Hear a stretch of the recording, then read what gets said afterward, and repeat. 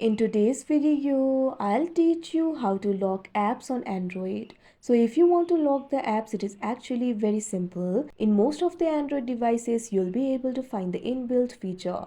So for that, what you have to do is open the settings on your device. You can see over here, settings has been opened. Tap on this option, apps.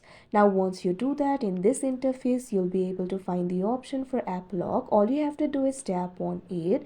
After that, select the apps that you would like to lock. For me, this feature is not available. So in that case, what you can do is simply take the help of the third-party app lock applications. For that, open the Play Store on your device. What you have to do is search for this app lock. After you do that, go ahead and install it. Or instead of this app, you can also download other application which allows you to lock the apps. If you have downloaded this app, what you have to do is open it. Once you open this application, you'll be prompted to create the pattern. Simply go ahead and do it. Also make sure to allow the necessary permissions. Now you'll be able to see the app list over here. So what you have to do is find the app that you would like to lock. After you do that, tap on it. Now you can see over here the application will be locked.